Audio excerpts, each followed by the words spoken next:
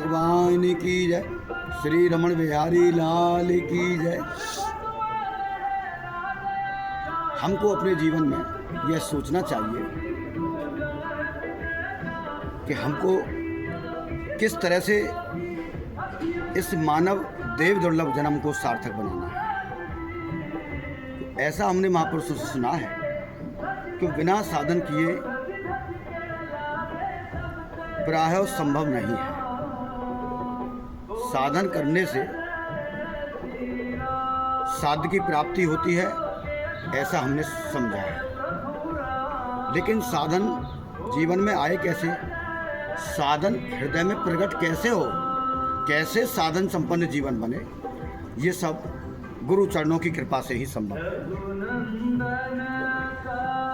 जब एकाएक गुरु चरणों की कृपा होती है तब प्राणी के जीवन में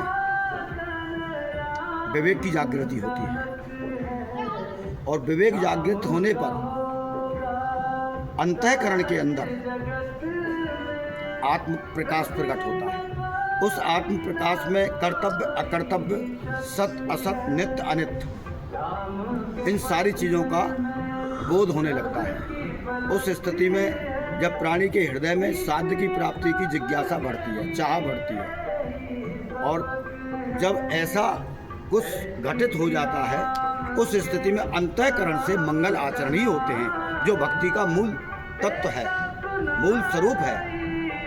क्योंकि नाम जप अनेक प्रकार के प्रभु प्रेम प्रकट करने के जितने भी महापुरुषों ने साधन बताए हैं, उन सब से हमारा हृदय भगवदाकार होता है।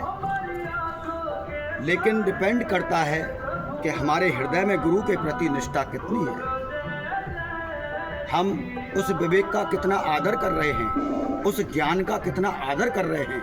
जब हृदय के अंदर इस प्रकार का साधक के हृदय में भाव आ जाता है तो ज्ञान भी बढ़ता है और विवेक भी पुष्ट होता है। और विवेक जितना पुष्ट होगा उतना ही ज्ञान बढ़ेगा, उतना ही विश्वास बढ़ेगा। क्योंकि विश्वास और ज्ञान दोनों एक दूसरे के परस्पर हैं।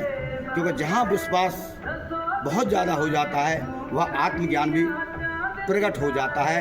पूर्ण विश्वास होने पर, पूर्ण चरणों का आश्रय होने पर, पूर्ण शरणागति होने पर प्राणी के हृदय के अंदर ब्रह्म तदाकार आत्मज्ञान हो जाता है। प्राणी आत्मा में स्थित हो जाता है, उस ब्रह्म स्वरूप को, अपने निज स्वरूप को, अपने आनंद स्वरूप को जान लेता है और वह वास्तविक ही आनंद के समुद्र में डूब जाता है। ऐसा भाव जिस साधक का है वही साधक है, वही वास्तविक ही इस देव दुर्लभ जन्म के मूल्य को प्राप्त कर लेगा और वही अपने जीवन को जीतकर अपने चारों तरफ सिया राम में दृष्टि, भगवदाकार दृष्टि उसके हृदय से प्रकट हो जाएगी। इसीलिए हम कभी भी निंदाचारी, दुराचारी, निंदा, स्तुति, अनेक प्रकार के दूसरों से जलना, कपट करना, चोरी, चालाकी, छल कपट, बेईमानी, इधर उधर फालतू में डोलना, इधर उधर खड़े होना, इधर उधर की बातें करना, परपंच की बातें करना, साधक इन सभी उपद्रवों से ऊपर उठा हुआ होता है। जय श्री कृष्ण, जय श्री राम।